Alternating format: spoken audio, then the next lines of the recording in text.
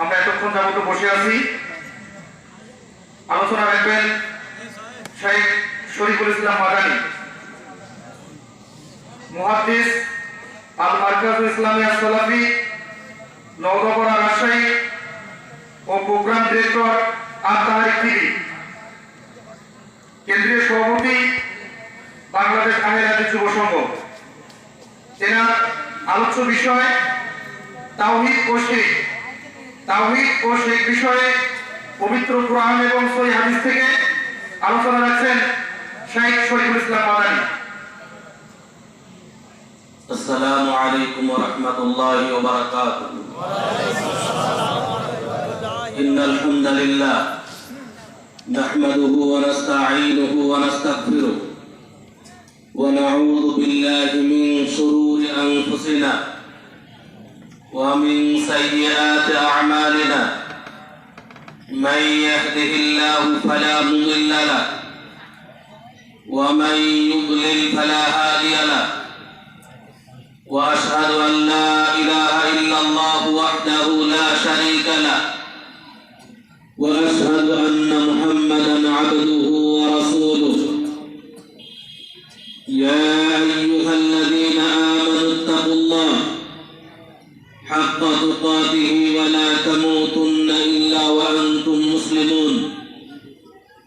يا أيها الناس اتقوا ربكم الذي خلقكم من نفس واحدة وخلق منها زوجها وبث منهما رجالا كثيرا ونساء واتقوا الله الذي تساءلون به والأرحام إن الله كان عليكم رقيبا. يا أيها الذين آمنوا اتقوا الله وقولوا قولا سديدا يصلح لكم أعمالكم ويغفر لكم ذنوبكم ومن يطع الله ورسوله فقد فاز فوزا عظيما. أما بعد. মিশকাত ইসলামী complex, বাসাওয়াপাড়া ও আইনা খাতুন সালাফিয়া বালিকা মাদ্রাসার উদ্যোগে আয়োজিত 2 দিন ব্যাপী ইসলামী সম্মেলনের সম্মানিত সভাপতি, মাননীয় প্রধান অতিথি, বিশেষ অতিথিবৃন্দ, উপস্থিত উলামায়ে কেরাম, আমার সামনে উপবিষ্ট সুধী মণ্ডলী, পর্দার আড়ালে অবস্থানরত মা ও ভগ্নীগণ, সমস্ত প্রশংসা সেই মহান রব্বুল আলামিনের জন্য যার অশেষ মেহেরবানিতে আমরা আজকের এই ইসলামী সম্মেলনে উপস্থিত হতে পেরেছি। তাই মহান আল্লাহর শুকরিয়া স্বরূপ সবাই বলি আলহামদুলিল্লাহ।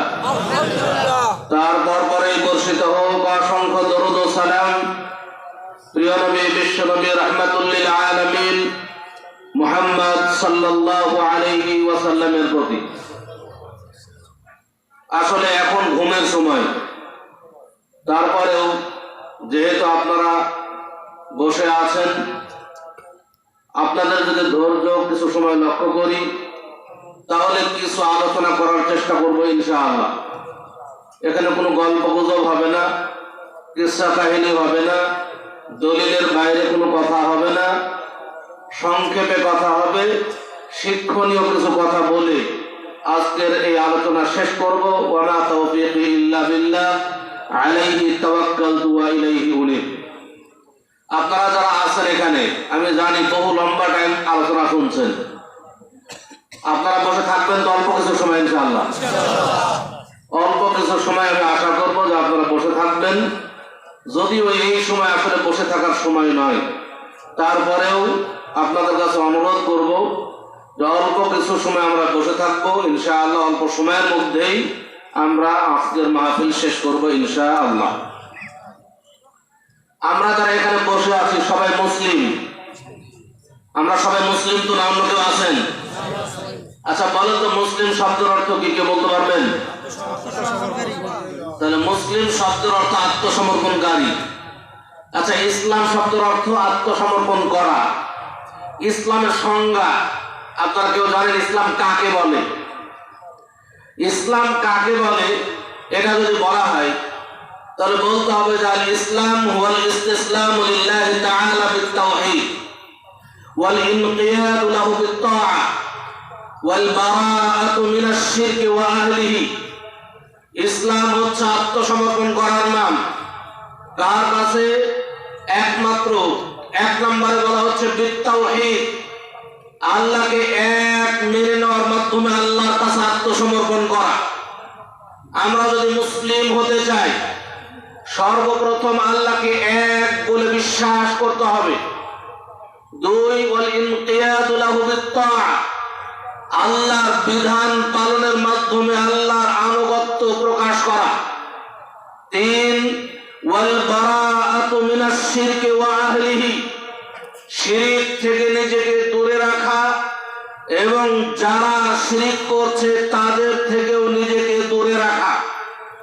তাহলে ইসলাম, আমি যদি মুসলিম হতে চাই তাহলে তিনটি জিনিস আমার সামনে আসবে। এক নম্বরে আসবে আমি আল্লাহকে এক মেনে নেব। দুই, আল্লাহর বিধান পালনের মাধ্যমে আল্লাহর আনুগত্য পোষণ করব। তিন, শিরক থেকে নিজেকে দূরে রাখবো এবং যারা শিরক করছে তাদের থেকেও নিজেকে দূরে রাখবো। তাহলে মুসলিমের মৌলিক বিষয় হচ্ছে তাওহীদ। আমি যদি মুসলিম হতে চাই সর্বপ্রথম তাওহীদে বিশ্বাসী হতে হবে, কারণ ইসলামের মৌলিক বিষয় হলো তাওহীদ। এই তাওহীদের পার্থক্যের কারণে একজন মানুষ মুসলিম, তাওহীদগত পার্থক্যের কারণে একজন মানুষ হিন্দু, তাওহীদের পার্থক্যের কারণে একজন মানুষ ইহুদি, তাওহীদের পার্থক্যের কারণে একজন মানুষ খ্রিস্টান। এর মূলে রয়েছে তাওহীদ ও আকীদার পার্থক্য। এই জন্য আমাদের তাওহীদ সঠিকভাবে বুঝতে হবে। যে ব্যক্তি তাওহীদকে সঠিকভাবে বুঝবে সে ব্যক্তি শিরক থেকে নিজেকে দূরে রাখতে পারবে। যে তাওহীদ ভালোভাবে বুঝবে না তার মধ্যে শিরক খুব সহজেই প্রবেশ করবে। এই জন্য তাওহীদ কি জিনিস এটা আমাদের খুব সূক্ষ্মভাবে সুন্দরভাবে বোঝা দরকার। তাওহীদ যদি না বুঝি তাহলে আমি কখনোই প্রকৃত মুসলিম হতে পারবো না এবং শিরক থেকে দূরে থাকতে পারবো না। তাওহীদ হচ্ছে, তাওহীদ শব্দের অর্থই হলো আল্লাহর একত্ব, আল্লাহ এক এটা মেনে নেওয়া। তিনটি ক্ষেত্রে আল্লাহকে এক মানতে হবে। তিনটি ক্ষেত্রে কোন একটি ক্ষেত্রে কেউ যদি আল্লাহকে এক বলে বিশ্বাস না করে তাহলে সে ব্যক্তি মুসলিম থাকবে না। এক, আল্লাহকে রব হিসেবে এক মানতে হবে। আল্লাহ হচ্ছেন আমাদের রব। আমরা কবরে প্রথম প্রশ্ন, আমাদেরকে যে কবরে প্রথম প্রশ্ন করা হবে মান রাব্বুকা, তোমার রব কে? এই রব কাকে বলে? আচ্ছা, আপনারা কেউ বলতে পারবেন রব কাকে বলে? যদি কেউ বলতে পারেন আমার পক্ষ থেকে 100 টাকা পুরস্কার। রব কোন বিশ্বাসের নাম? আল্লাহকে রব হিসেবে বিশ্বাস করা। সবাই তো আমরা বলি যে আল্লাহ আমাদের রব, কিন্তু কোন বিশ্বাসের নাম আল্লাহকে রব হিসেবে এক বলে বিশ্বাস করা? কেউ বলতে পারলে 100 টাকা পুরস্কার। কে বলবেন? নিখুঁত ভাবে বলতে হবে। বলেন। আচ্ছা, হ্যাঁ বলেন।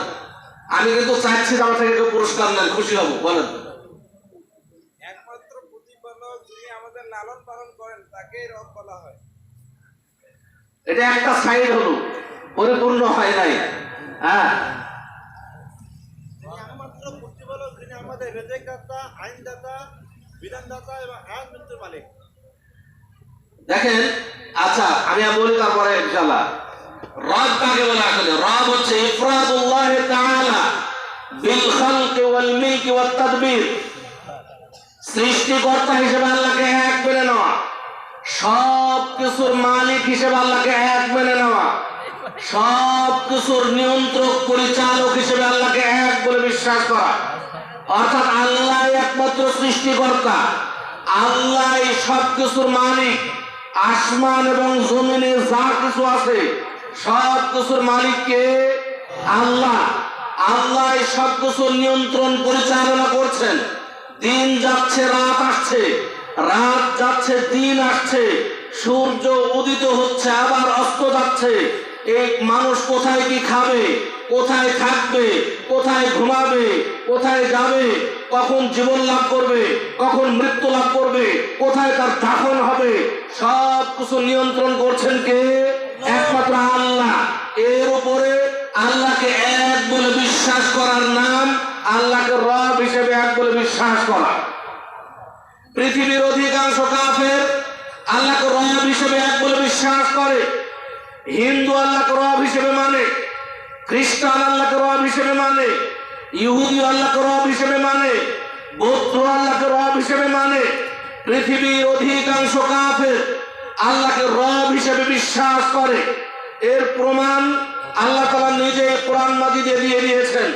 আল্লাহ বলছেন, লা ইন সালতাহুম মান খালাকাস সামাওয়াতি ওয়াল আরদ, যদি তুমি ওই কাফেরদেরকে জিজ্ঞেস করো, যদি তুমি ওই ইহুদি খ্রিস্টানদেরকে জিজ্ঞেস করো যে আসমান এবং জমিন কে সৃষ্টি করেছেন, লা ইয়াকুলুন্নাল্লাহ, অবশ্যই তারা বলবে আল্লাহ সৃষ্টি করেছেন। তাহলে আল্লাহকে তারা সৃষ্টিকর্তা হিসেবে বিশ্বাস করে। আবু জাহাল আল্লাহকে সৃষ্টিকর্তা হিসেবে বিশ্বাস করত, আবু লাহাব আল্লাহকে সৃষ্টিকর্তা হিসেবে বিশ্বাস করত, ফিরআউন আল্লাহকে সৃষ্টিকর্তা হিসেবে বিশ্বাস করত। এই সমস্ত কাফেররা আল্লাহকে রব হিসেবে বিশ্বাস করত।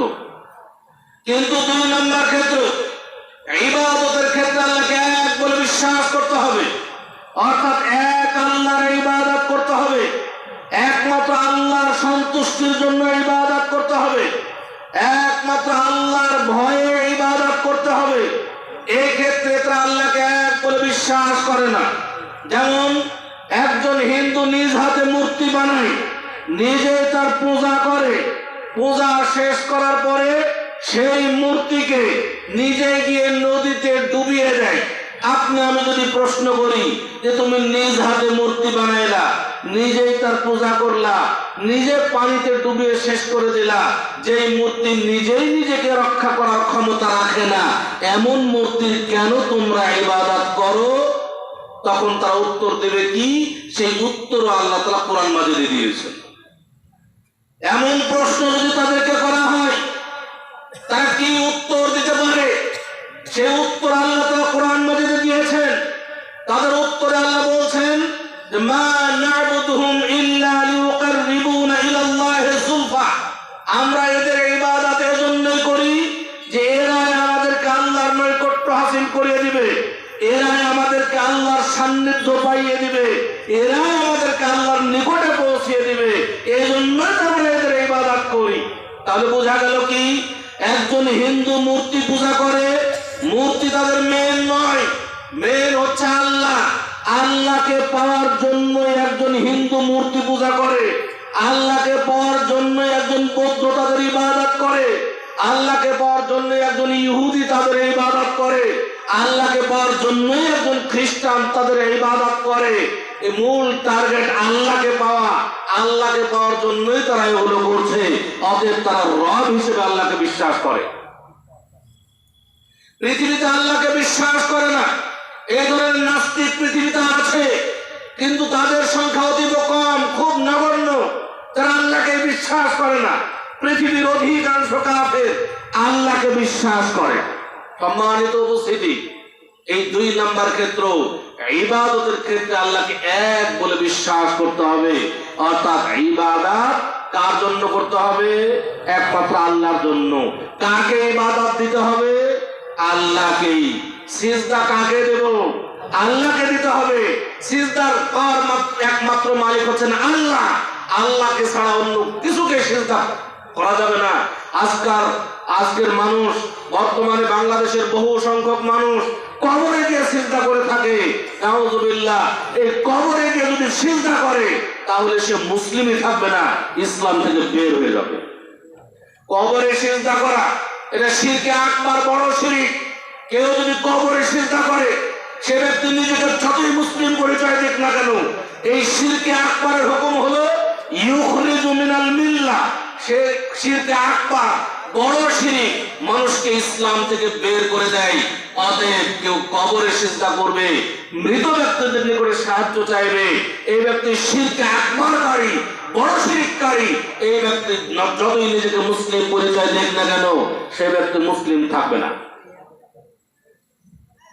তিন নম্বর ক্ষেত্র, তাওহীদের 3 নম্বর ক্ষেত্র, যাকে আল্লাহকে এক বলে বিশ্বাস করতে হবে, সেই 3 নম্বর ক্ষেত্র হচ্ছে আল্লাহর অনেক সুন্দর সুন্দর নাম এবং গুণাবলী আছে। সেই সমস্ত নাম এবং গুণাবলীর ক্ষেত্রেও আল্লাহকে এক বলে বিশ্বাস করতে হবে এবং আল্লাহর নাম এবং গুণাবলী পবিত্র কোরআন মাজিদ এবং সহিহ হাদিস সমূহে যেভাবে বর্ণনা করা হয়েছে সেইভাবে বিশ্বাস করতে হবে। কোনো কিছুকে পরিবর্তন করা যাবে না, কোনো কিছুকে অস্বীকার করা যাবে না। যেভাবে এসেছে ঠিক ওইভাবে বিশ্বাস করতে হবে। যেমন আল্লাহর একটা গুণবাচক নাম হলো আর রাজ্জাক। আল্লাহ হচ্ছেন রিজিক দাতা, একমাত্র আল্লাহই রিজিক দাতা। এর উপরে আল্লাহকে এক বলে বিশ্বাস করতে হবে। আমরা কি বিশ্বাস করি যে আল্লাহই রিজিক দাতা? সবাই বিশ্বাস করেন যে আল্লাহই রিজিক দাতা? আচ্ছা, বিশ্বাস করেন, কিন্তু আমাদের দেশের বহু সংখ্যক মানুষ আল্লাহকে রিজিক দাতা বলে, কিন্তু যখন সন্তান হয় না চলে যায় পীর বাবার কাছে সন্তান চাওয়ার জন্য। সন্তান একটা রিজিক, কারো যদি সন্তান না হয় সন্তান চাইতে হবে কার কাছে? আল্লাহর কাছে সন্তান চাইতে হবে। কিন্তু আমাদের দেশের বহু সংখ্যক মানুষ সন্তান চাওয়ার জন্য চলে যায় পীর বাবার কাছে এবং মনে করে যে পীর বাবা এটা আল্লাহর ওয়ালি, তার বিরাট ক্ষমতা রয়েছে, তার কাছে গিয়ে সন্তান কামনা করে। তাহলে এটা কি হয়ে গেল? বড় শিরক হয়ে গেল। এর কারণে মানুষ ইসলাম থেকে বের হয়ে যাবে। আল্লাহ হচ্ছেন আর রাজ্জাক। আল্লাহ কাউকে যমজ সন্তান দান করবেন, কাউকে 2-3টে একসাথে দান করবেন, কাউকে একটা দান করবেন, কাউকে কিছুই দিবেন না। এই ক্ষমতা একমাত্র আল্লাহর হাতে রয়েছে। অতএব সন্তান চাওয়ার জন্য একমাত্র আল্লাহর কাছে চাইতে হবে, কোন মানুষের কাছে সন্তান চাওয়া যাবে না। আল্লাহর একটা গুণবাচক নাম, আল্লাহর একটা নাম হচ্ছে আল খালিক। আল্লাহ হচ্ছেন সৃষ্টিকর্তা। সৃষ্টিকর্তা একমাত্র আল্লাহ। এই ব্যাপারে আল্লাহকে এক বলে বিশ্বাস করতে হবে। আল্লাহ একমাত্র সৃষ্টিকর্তা। কিন্তু আমাদের দেশের বহু সংখ্যক মানুষ এই ব্যাপারে আল্লাহকে এক বলে বিশ্বাস করে না। যেমন একটা উদাহরণ দিই আপনাকে। আমাদের দেশের একজন প্রখ্যাত বক্তা, নাম বললে সবাই চিনবেন, প্রখ্যাত বক্তা বক্তব্য দিচ্ছে। একটা বক্তব্য দিচ্ছে, আপনারা হয়তো অনেকেই শুনেছেন, যারা সোশ্যাল মিডিয়াতে থাকেন, যারা ফেসবুক চালান, তারা এই বক্তব্য শুনে থাকবেন। একজন প্রখ্যাত বক্তা বক্তব্য দিচ্ছে যে একজন মহিলার 6টা মেয়ে সন্তান হয়েছে। এবার স্বামী তাকে বলেছে যে এইবার যদি তোর মেয়ে হয় তাহলে তোকে তালাক দেব। ওই মহিলার পেটে বাচ্চা। মহিলা এবার চলে গেল পীর বাবার কাছে। তখন আব্দুল কাদের জিলানীর বাবা হলো পীর। আব্দুল কাদের জিলানীর বাবা পীর সাহেব, তার কাছে গেল মহিলা গিয়ে বাবার কাছে বললো যে বাবা দেখেন তো আমার পেটের বাচ্চাটা কি ছেলে না মেয়ে? এবার বাবা পেটের দিকে তাকায় বললো যে তোমার পেটের বাচ্চা তো মেয়ে। এবার ওই মহিলা আব্দুল কাদের জিলানীর বাবাকে আবেদন করলো যে বাবা আমার স্বামী তো আমাকে তালাক দেবে, আমার স্বামী বলেছে আমার যদি এবার মেয়ে সন্তান হয় তাহলে আমাকে তালাক দেবে, তা আমার পেটের বাচ্চাটা মেয়ে থেকে ছেলে বানায় দেবে। এবার আব্দুল কাদের জিলানীর বাবা বলছে আমি পারবো না, ধমক মেরে তাড়িয়ে দিয়েছে। এইবার মহিলা কাঁদতে কাঁদতে বাইরে বের হয়ে আসে। আব্দুল কাদের জিলানী তখন ছোট্ট বাচ্চা। আব্দুল কাদের জিলানী বাইরে দাঁড়িয়ে আছে। মা ওই মহিলা কাঁদতে কাঁদতে যখন বেরিয়ে আসলো, আব্দুল কাদের জিলানী বলছে মা কি বাবা আপনি গেলেন আবার কাঁদতে কাঁদতে বের হয়ে আসলেন, ব্যাপারটা কি? মহিলা বললো যে আমার এই সমস্যা, আমার পেটের বাচ্চা মেয়ে, বাবাকে ছেলে বানাইতে বললাম কিন্তু ধমক মেরে তাড়িয়ে দিল। আব্দুল কাদের জিলানী বলছেন যান আবার যান। বাবা যদি একজন পীর সাহেব যদি তার মুরিদের দুঃখ দুর্দশা দূর না করতে পারে তাহলে কে করবে? আবারও যান আপনি। ওই মহিলা আবারও গেল, আবারও গিয়ে একই আবেদন করলো যে বাবা আমার পেটের মেয়ে বাচ্চাটি ছেলে বানিয়ে দিন, না হলে তো আমার স্বামী আমাকে তালাক দেবে। আবারও তাকে ধমক মেরে তাড়িয়ে দিল। এবার আবারও কাঁদতে কাঁদতে মহিলা বের হয়ে আসলো। আব্দুল কাদের জিলানী বললো যে মা কি ব্যাপার আপনি আবারও কাঁদতে কাঁদতে বের হয়ে আসলেন, ঘটনা কি? ঘটনা এই আমাকে তো আবারও ধমক করে তাড়িয়ে দিল। এবার আব্দুল কাদের জিলানী বলছেন যে চলুন আমার সাথে। এবার আব্দুল কাদের জিলানী নিজেই তার ওই মহিলাকে তার বাবার কাছে নিয়ে গেল। আব্দুল কাদের জিলানী তার বাবাকে বলছে যে বাবা, আপনি পীর হয়ে যদি আপনার মুরিদের দুঃখ দূর না করতে পারেন আর কে করবে? আপনি এই মহিলাকে 2 বার ধমক দিয়েছিলেন। এই যে 2 বার যে ধমক দিয়েছিলেন, তার প্রথম ধমকে তার যে পেটের বাচ্চা মেয়ে ছিল, এই প্রথম ধমকে মেয়েটা ছেলে হয়ে গেছে। এবার বাবা পেটের দিকে তাকায় দেখছেন, সত্যি তো ছেলে হয়ে গেছে। বাবা দ্বিতীয় যে ধমক দিয়েছিলেন, এই দ্বিতীয় ধমকে বাড়িতে যে 6টা মেয়ে ছিল, ওই 6টা মেয়েও ছেলে হয়ে গেছে। বাবা আরেকবার যদি ধমক দিতেন, তাহলে পৃথিবীতে কোনো মেয়ে থাকতো না, সবাই ছেলে হয়ে যেত। নাউজুবিল্লাহ। তাহলে দেখেন, আল্লাহ হচ্ছেন সৃষ্টিকর্তা, আপনারা তো বলছেন নাউজুবিল্লাহ, আর ওই বক্তার বক্তব্য শুনে হাজার হাজার জনতা সবাই বলছে সুবহানাল্লাহ, মানে বিশ্বাস করে নিল। দেখেন, তাহলে আল্লাহ হচ্ছেন সৃষ্টিকর্তা। নবী মুহাম্মদ সাল্লাল্লাহু আলাইহি ওয়াসাল্লাম পৃথিবীর সবচেয়ে মর্যাদাশীল মানুষ ছিলেন। তিনি কখনো কোনো মেয়েকে ছেলে বানাইতে পারেননি, কোন ছেলেকে মেয়ে বানাইতে পারেননি। অথচ পীর বাবার ধমকে মেয়ে থেকে ছেলে হয়ে যায়। তাহলে কি হলো? আল্লাহ যে সৃষ্টিকর্তা, কাকে ছেলে বানিয়েছেন, কাকে মেয়ে বানিয়েছেন, এই ক্ষমতা পীর বাবার হাতে দিয়ে দেওয়া হয়েছে। যে পীরের ধমকের হাতে ক্ষমতা, যে ধমকে মেয়ে থেকে ছেলে হয়ে যায়। নাউজুবিল্লাহ। এই কথা যে বিশ্বাস করবে, এই কথা যারা বিশ্বাস করবে, তারা আল্লাহকে সৃষ্টিকর্তা হিসেবে বিশ্বাস করে না। যতই নিজে বলুক যে আল্লাহ হচ্ছেন সৃষ্টিকর্তা। আরেক বক্তা বক্তব্য দিচ্ছে, একদিন আমি শুনছি, বক্তা বক্তব্য দিচ্ছে, একজন আব্দুল কাদের জিলানী আল্লাহর সাথে তর্ক করছে। কি তর্ক? আব্দুল কাদের জিলানী আল্লাহকে বলছে যে আল্লাহ, আমি জাহান্নাম দেখব। আল্লাহ বলছেন যে আব্দুল কাদের, তুমি তো জান্নাতের ব্যক্তি, তুমি জাহান্নাম দেখবে কেন? আব্দুল কাদের জিলানী বলছে যে আল্লাহ, তুমি তোমার বান্দাদেরকে যে জাহান্নামে প্রবেশ করাবা, ওই জাহান্নাম আমি দেখবো। আল্লাহ বলছেন যে আব্দুল কাদের, তোমাকে জাহান্নাম দেখতে দেওয়া হবে না। আব্দুল কাদের জিলানী বলছেন যে আল্লাহ, আমি দেখবই দেখবো। আল্লাহ বলছেন যে তোমাকে দেখতে দেওয়া হবে না, প্রয়োজনে 70,000 ফেরেশতা দিয়ে 70,000 শিকল দিয়ে তোমাকে বেঁধে রাখবো, তোমাকে দেখতে দেব না। আব্দুল কাদের বলছেন যে আল্লাহ, 70,000 কেন, 70,000 কোটি ফেরেশতা দিয়ে আমাকে আটকাতে পারবেন না, আমি দেখবই দেখবো। আল্লাহ যখন আর পারলেন না, নাউজুবিল্লাহ, তখন আল্লাহ বলছেন যে আব্দুল কাদের, তুমি জাহান্নামের দিকে দৃষ্টি দিও না। তুমি যদি একবার জাহান্নামের দিকে দৃষ্টি দাও, তাহলে জাহান্নামের আগুন নিভে যাবে, আর কখনোই জ্বলবে না। নাউজুবিল্লাহ। দেখেন, তাহলে ওই আবার ওখানে সবাই বলছে সুবহানাল্লাহ, মানে কি পাওয়ার! আব্দুল কাদের জিলানী দৃষ্টি দিলে জাহান্নামের আগুন নিভে যাবে, আল্লাহ আর জ্বালাতে পারবে না। এটাও মানুষ বিশ্বাস করছে, অথচ তারা নিজেদেরকে প্রকৃত সুন্নি মনে করে। তারাই মনে করে যে সুন্নি, আমাদেরকে তারা বিদআতি বলে। এই সমস্ত আকীদা পোষণ করে যদি নিজেকে মুসলিম পরিচয় দেওয়া হয়, তাহলে এই মুসলিম পরিচয় দিয়ে কোনো লাভ হবে? কোনো লাভ হবে না। অতএব মুসলিম পরিচয় দেওয়ার জন্য আগে আমাদের তাওহীদ ঠিক রাখতে হবে, আমার আকীদা বিশ্বাস ঠিক করতে হবে।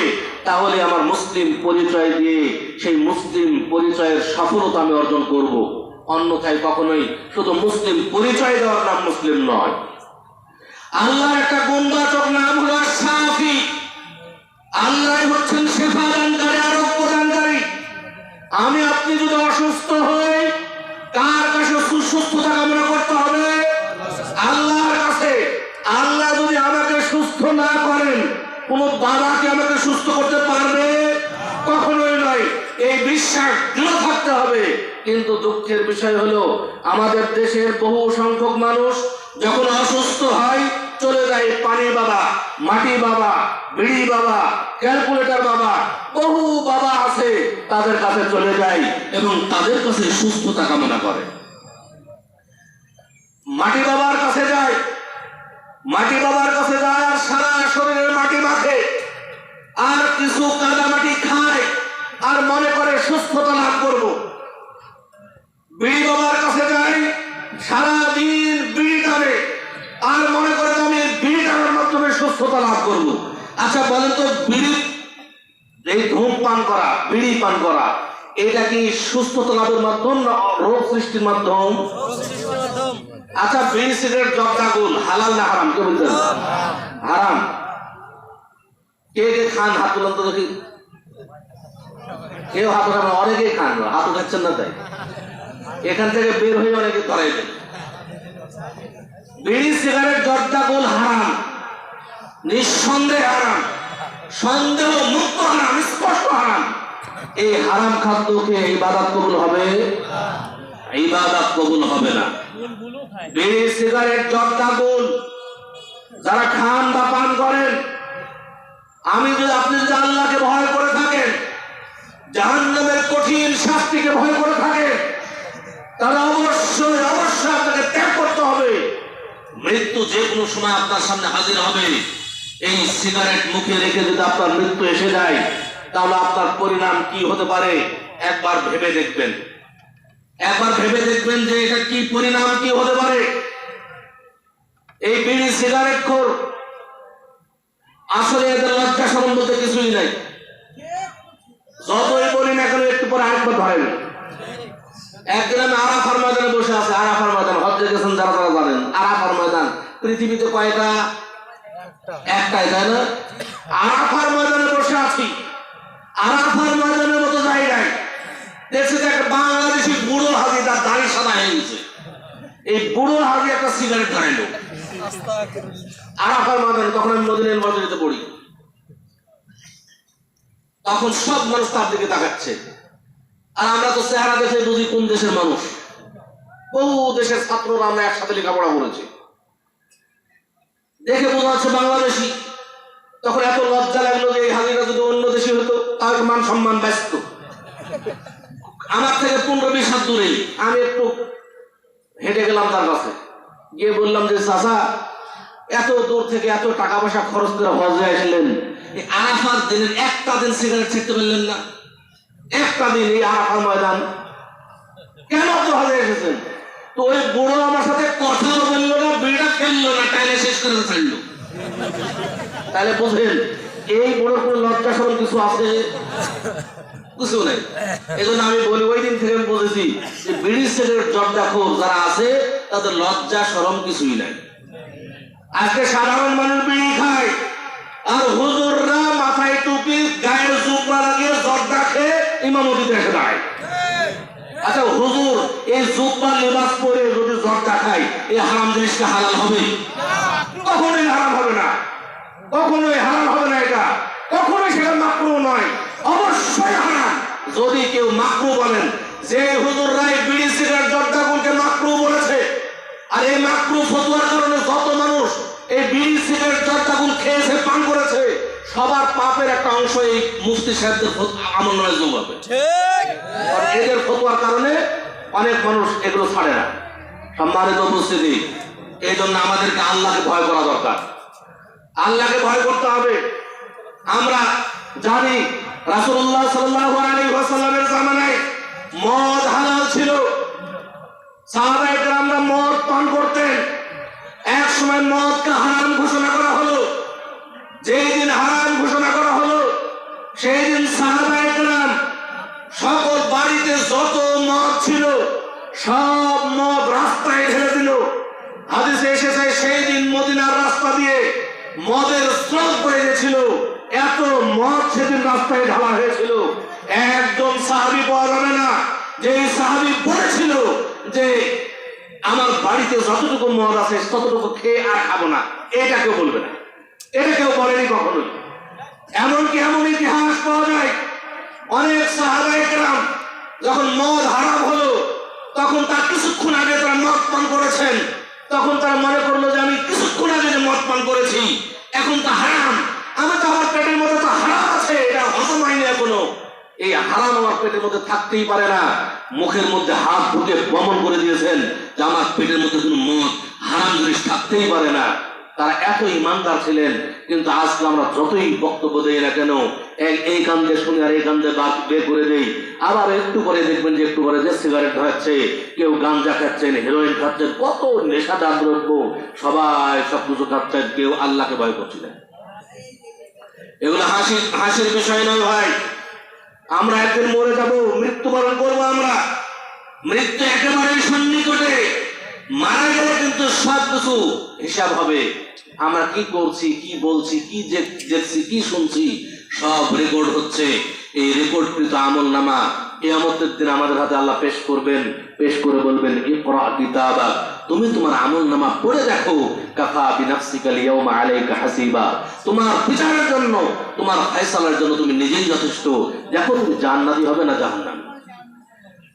সেই দিন যখন আমাদের সামনে সব স্পষ্ট হয়ে যাবে, প্রকাশ্য গোপন ছোট বড় সব প্রকাশ হয়ে যাবে, সেই দিন আমরা আফসোস করবো আর বলবো, মা লিহাযাল কিতাব লা ইউগাদিরু সাগীরাতান ওয়ালা কাবীরাতান ইল্লা আহসাহা।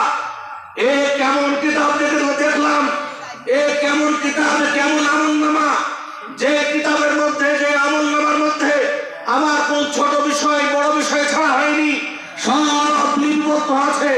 এ কেমন কিতাব দেখছি। সেই দিন এমন আফসোস হবে, এমন একদিন আমরা আফসোস করব, যে দিন আফসোস করে কোনো লাভ হবে না। কিয়ামতের দিন নেকি এবং পাপকে ওজন করা হবে।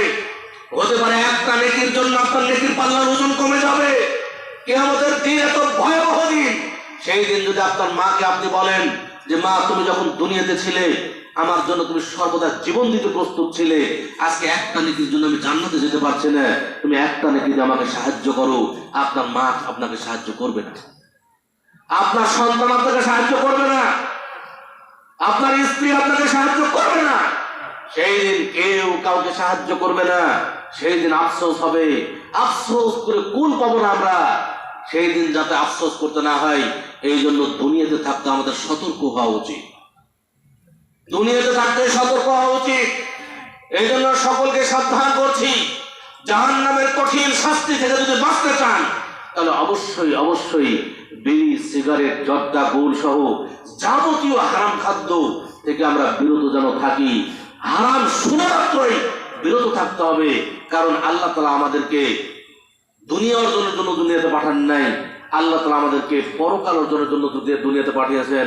আল্লাহ আমাদেরকে দাসত্ব করার জন্য দুনিয়াতে পাঠিয়েছেন। এই দুনিয়াকে বলা হয় দারুল ইমতিহান। দুনিয়া হচ্ছে পরীক্ষার হল। আমরা পরীক্ষার হলে আছি, সবাই পরীক্ষা দিচ্ছি। আখিরাতকে বলা হয় দারুল জাযা। পরকাল হচ্ছে প্রতিদান লাভের জায়গা।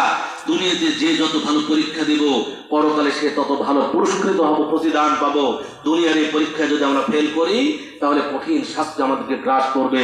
সেই কঠিন শাস্তি যেন আমাদেরকে গ্রাস না করে, এই জন্য দুনিয়াতে আমাদেরকে সতর্ক হতে হবে। কিন্তু আমরা মানব জাতি সতর্ক হই না। এই জন্য আল্লাহর রাসূল সাল্লাল্লাহু আলাইহি ওয়াসাল্লাম মানব জাতিকে নিয়ে একটি উদাহরণ পেশ করেছেন। তিনি বলছেন, মানুষ হলো কীট পতঙ্গের মতো। যখন কোনো মানুষ কোনো জায়গায় আগুন জ্বালায়, আগুন জ্বালানোর ফলে যখন তার চতুর্দিকে আলোকিত হয়ে যায়, তখন দেখা যায় কিছু কীট পতঙ্গ উড়ে উড়ে এসে আগুনের মধ্যে পড়ে এবং পুড়ে যায়, জ্বলে যায়।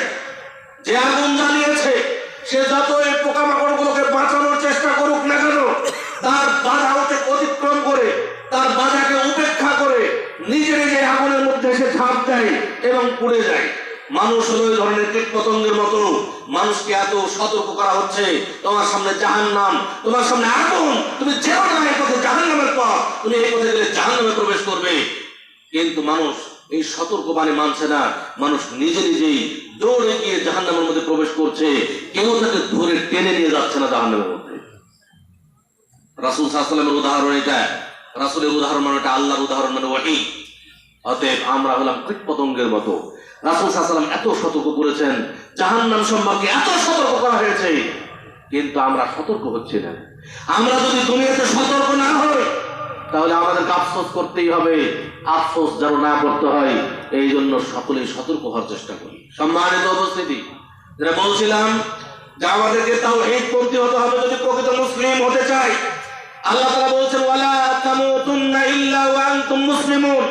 তোমরা প্রকৃত মুসলিম না হয়ে মৃত্যুবরণ করো না। প্রকৃত মুসলিম না হয়ে মৃত্যুবরণ করলে পরকাল ভয়াবহ। অতএব আমি প্রকৃত মুসলিম হতে গেলে অবশ্যই অবশ্যই প্রকৃত তাওহীদপন্থী হতে হবে। প্রকৃতভাবে আল্লাহকে এক করে বিশ্বাস করতে হবে, শুধু মুখে নয়, আমার মুখে যেমন আল্লাহকে এক বলে বিশ্বাস করব এবং আমার কর্ম এমন করব, কর্মের মাধ্যমে প্রমাণ করে দেবো যে আল্লাহ এক। এবার আসি, তাওহীদের বিপরীত হলো শিরিক। শিরিক কাকে বলে? শিরিক হলো অংশ স্থাপন করা। শিরিক হলো এমন জিনিস যে আপনি আল্লাহকে বিশ্বাস করেন ঠিকই, আল্লাহকে আপনি বিশ্বাস করেন, কিন্তু আল্লাহর ক্ষমতার সাথে অন্য কারো ক্ষমতাকে জুড়ে দেন, এর নাম হচ্ছে শিরিক। যেমন উদাহরণ দিলে বুঝবেন, যেমন সন্তান দেওয়ার ক্ষমতা আল্লাহর হাতে, সরাসরি আল্লাহর কাছে সন্তান না আছে, আপনি মনে করলেন যে পীর বাবা এ বিরাট আল্লাহর ওলি, এ বিরাট ক্ষমতা আছে, আপনি পীর বাবার কাছে গিয়ে বললেন যে পীর বাবা আমাকে একটা সন্তান দাও। এই যে আল্লাহর ক্ষমতার সাথে পীর বাবার ক্ষমতাকে জুড়ে দিলেন, এর নাম হচ্ছে শিরিক। যেমন যমজ সন্তান দান করার ক্ষমতা একমাত্র আল্লাহর হাতে। আল্লাহ যদি কাউকে যমজ সন্তান না দান করেন, কেউ তাকে যমজ সন্তান দিতে পারবে না। কিন্তু আমাদের দেশের মা বোনরা, অধিকাংশ মা বোনরা বিশ্বাস করে যমজ কলা খেলে যমজ সন্তান হতে পারে। বিশ্বাস করে কি করে না? সবাই নিষেধ করে। আমাদের দাদিরা নানিরা সবাই বর্তমান প্রজন্মের মেয়েদেরকে বলে, এই যমজ কলা খাস না, যমজ কলা খেলে যমজ সন্তান হবে। আচ্ছা বলে তো, যমজ কলা কি কোনো ক্ষমতা আছে? যমজ কলার তো কোনো ক্ষমতা নেই। যমজ কলার কি ক্ষমতা আছে? আল্লাহর ক্ষমতা হলো যমজ সন্তান দান করা। এই আল্লাহর ক্ষমতাকে যখন আমি যমজ কলার হাতে দিয়ে দিচ্ছি, তখন সেটা শিরিক হয়ে যাচ্ছে। অতএব এই শিরিক থেকে আমাদের বাঁচতে হবে। এই শিরিক থেকে বাঁচার জন্য যমজ কলা বেশি বেশি খাবেন। কে কে যমজ কলা খান? হাত উঠান তো দেখি।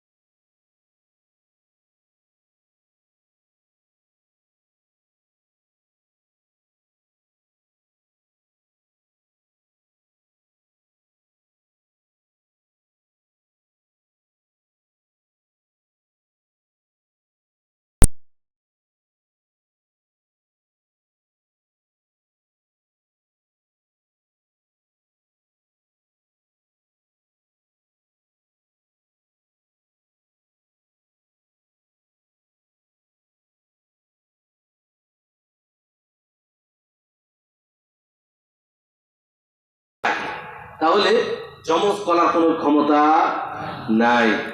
কেউ যদি বিশ্বাস করে যমজ কলা খেলে যমজ সন্তান হতে পারে, তাহলে শিরিক হয়ে যাবে। আমাদের দেশে ছোট্ট শিশুর কপালে কাজল দিয়ে একটা ফোঁটা দেওয়া হয়। কেন ফোঁটা দেওয়া হয়? নজর ঠেকানোর জন্য। নজর লাগবে না এই উদ্দেশ্যে ছোট্ট শিশুর কপালে কাজল দিয়ে ফোঁটা দেওয়া হয়। এই ফোঁটা দেওয়া শিরিক, কারণ এই কালির ফোঁটার কোনো ক্ষমতা নেই। নজর ঠেকানোর ক্ষমতা একমাত্র আল্লাহর রয়েছে। আল্লাহর কাছে কামনা করতে হবে যেন আল্লাহ কারোর নজর না লাগায়, এই কামনা আল্লাহর কাছে করতে হবে।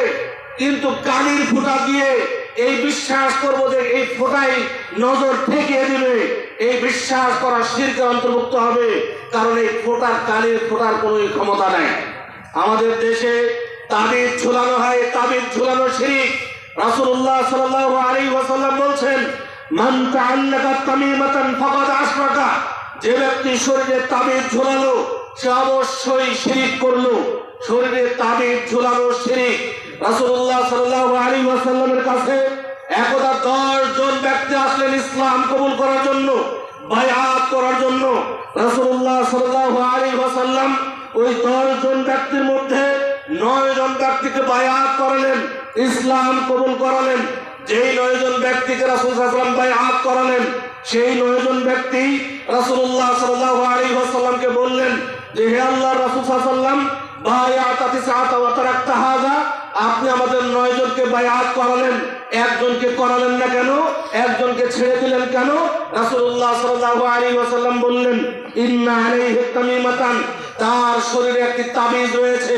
হাদ খালাইয়াদাহু, অথবা তিনি তার হাত তার শরীরে ঢোকালেন।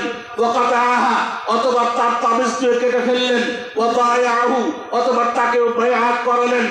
وقال من تعلق التميمة فقد أشرك, এবং বললেন যে ব্যক্তি শরীরে তাবিজ ঝুলালো সে অবশ্যই শিরক করলো। দেখেন, একটা তাবিজ থাকার কারণে রাসূলুল্লাহ সাল্লাল্লাহু আলাইহি ওয়াসাল্লাম তাকে ইসলাম পর্যন্ত কবুল করেন নাই। রাসূল সাল্লাল্লাহু আলাইহি ওয়াসাল্লাম তো মনে করতে পারতেন যে আগে ইসলাম কবুল করুক, তারপরে তার তাবিজটি খুলবো। কিন্তু শিরকের সাথে কোনো আপোষ চলে না। পৃথিবীতে 3টা জিনিসের সাথে কোনো আপোষ চলে না। এক, শিরক, শিরকের সাথে কোনো আপোষ চলে না।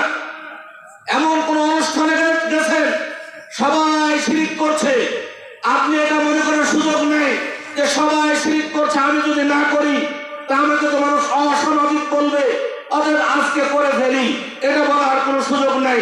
যে কোনো মূল্যে শিরক ত্যাগ করতে হবে। 2, বিদআত, আপনি বিদআতের সাথে কোনো আপোষ চলে না। আপনি এমন কোন অনুষ্ঠানে গেছেন যারা মানুষ বিদআত করছে, এই বলার সুযোগ নেই যে আমি যদি এখন না করি তাহলে তো সকলে অসামাজিক বলবে। যে কোনো মূল্যে বিদআত থেকে বাঁচতে হবে। ফরজ সালাতের পরে দলবদ্ধ মুনাজাত বিদআত, আপনি সবাই মুনাজাত করছে, আপনাকে একাই থাকতে হবে এই মুনাজাত থেকে, কারণ মুনাজাত দলবদ্ধ মুনাজাত ফরজ সালাতের পরে, এটা বিদআত। অতএব এই বিদআত থেকে আমাদের বেঁচে থাকতে হবে। যে কোনো মূল্যে বাঁচতে হবে, বিদআতের সাথে কোনো আপোষ চলে না। 3, হারামের সাথে কোনো আপোষ চলে না। আপনি এমন কোন অনুষ্ঠানে গেছেন সবাই মদ পান করছে, সবাইকে 1 গ্লাস করে মদ দেওয়া হয়েছে, এ কথা বলার সুযোগ নাই যে সবাই মদ পান করছে আমিও আজকে 1 গ্লাস পান করি, এটা বলার সুযোগ নাই। কারণ হারাম তো হারাম, হারামের সাথে কোনো আপোষ চলে না। যে কোনো মূল্যে হারাম ত্যাগ করতে হবে। রাসূলুল্লাহ সাল্লাল্লাহু আলাইহি ওয়াসাল্লাম এই শিরকের সাথে আপোষ করেন নাই। তিনি আগে তাবিজ কেটেছেন, তারপর তাকে ইসলাম কবুল করেছেন। কারণ তুমি তোমার শিরক ত্যাগ করো, তারপর তুমি ইসলাম কবুল করো, শিরক নিয়ে ইসলাম চলবে না। এই জন্য আগে তাবিজ কেটেছেন, তারপরেই তাকে বায়আত করিয়েছেন। এই জন্য তাবিজ ঝোলানো শিরক, তাবিজ ঝোলাবেন না। যে ব্যক্তি তাবিজ ঝোলায় সে শিরক করবে, এবং এই শিরক করার কারণে জাহান্নামের কঠিন শাস্তি তাকে গ্রাস করবে। শুধু তাবিজ নয়, বিভিন্ন গাছের শেকড়, গাছের ছাল, গাছের পাতা, শরীরে যা কিছু ঝোলানো হোক না কেন শিরক হবে। অসুস্থতা দূর করার জন্য শরীরে যা কিছু ঝোলানো হোক না কেন সেটা ঝোলানো যাবে না। রাসূলুল্লাহ সাল্লাল্লাহু আলাইহি ওয়াসাল্লাম বলছেন, মান তাআল্লাকা শাইআন উকিলা ইলাইহি, শরীরে কোনো কিছু ঝোলাই, যে ব্যক্তি অসুস্থতা দূর করার জন্য শরীরে কোনো কিছু ঝোলানো, তাকে সেই জিনিসের কাছে সুপর্দ করে দেওয়া হবে, অর্থাৎ তার উপর থেকে আল্লাহ তাআলা জিম্মাদারি উঠে যাবে। আপনি গাছের ছাল পিষে খান, সমস্যা নাই। গাছের শেকড় পিষে খান, সমস্যা নেই। গাছের পাতা পিষে খান, সমস্যা নেই। কিন্তু শরীরে ঝুলিয়ে রাখবেন না, ঝোলানো নিষেধ। অতএব আমরা আজকে যদি পরিবারের কারো শরীরে কোন তাবিজ থাকে, আল্লাহকে ভয় করে, জাহান্নামের কঠিন শাস্তিকে ভয় করে, রাসূলুল্লাহ সাল্লাল্লাহু আলাইহি ওয়াসাল্লামকে ভালোবেসে তার শিরক বলা জিনিসকে প্রত্যাখ্যান করবেন ইনশাআল্লাহ। কোনো ভয় করবেন না, আল্লাহর উপরে তাওয়াক্কুল করবেন। আমার পরিবারে আমার জীবদ্দশাতে কখনোই দেখিনি যে কোনো তাবিজ ব্যবহার করতে, কই আমার পরিবার তো কোনো সমস্যা দেখেনি। আপনার এত সমস্যা হয় কেন? যে ব্যক্তি যে জিনিসে বিশ্বাস করে সেই জিনিসকে দিয়ে আল্লাহ তাকে পরীক্ষা করেন। তাবিজ দিয়ে তার কোন কাজও দেখান যে হ্যাঁ কিছু হচ্ছে না, এটা যে আল্লাহ ইমানের পরীক্ষা করছে। আল্লাহ বুঝাইতে চাচ্ছেন, দেখি আমার এই বান্দা এই তাবিজের যে কাজ হচ্ছে, তাবিজকে বিশ্বাস করে না আমার উপর তাওয়াক্কুল করে, কোনটা করে সে, এটা পরীক্ষা করছেন। এটা আল্লাহর পরীক্ষা। অতএব এই পরীক্ষা থেকে আপনাকে এই পরীক্ষায় পাস করতে হবে, অন্যথা কিন্তু পরিণাম ভয়াবহ। এই জন্য আজকেই যদি কারো কোনো শিশু এই যে কোমরে বেঁধে রাখা, কড়ি জাতীয় বিভিন্ন কিছু বেঁধে রাখা হয়, অনেক কিছু লোহা জাতীয় কিছু বেঁধে রাখা হয়, শরীরে যা কিছুই ঝুলিয়ে থাকবে সেটা আপনি কেটে ফেলবেন। আল্লাহকে ভয় করে, রাসূল সাল্লাল্লাহু আলাইহি ওয়াসাল্লামকে ভালোবেসে অবশ্যই কেটে ফেলবেন। আল্লাহর উপর তাওয়াক্কুল করবেন, ইনশাআল্লাহ আল্লাহর সাহায্য আপনার উপর নেমে আসবে। না হলে দেখবেন আল্লাহ আপনাকে ওই জিনিসের উপরেই আপনাকে একবার শপথ করে দেবে, ওই জিনিসের আপনি মুখাপেক্ষি হয়ে যাবেন, ওটা ছাড়া আপনার চলতেই হবে। সম্মানিত উপস্থিতি, শিরিক, বহু শিরিক এই পৃথিবীতে আছে, বহু ধরনের শিরিক, যেটা আমাদের মা বোনদের মধ্যে অনেক বেশি আছে, অনেক শিরিক লুকিয়ে আছে। যেমন আমাদের মা বোনরা মানে নিজের চালের নিচে ফকিরকে ভিক্ষা দেয় না। একদিন আমার বাড়িতে ফকির এসেছে, ফকির এসে ভিক্ষা চাচ্ছে একদম দরজা থেকে, তার ভিতরে আসে, তো না বাবা ভিতরে আসতে দেয় না, মানুষ চালের নিচে নাকি ফকিরকে ভিক্ষা দেওয়া যায় না। তা আমি ওকে ঘরে ডেকে ঘরের মধ্যে ভিক্ষা দিয়েছি। আমার খালি চালের নিচে না, আমার ঘরে ঢুকেন, ঘরের মধ্যে আপনাকে ভিক্ষা দেবো, দেখি আমার কি হয়। ওই কিছু তো হয় না, এটা আপনার বিশ্বাস করো।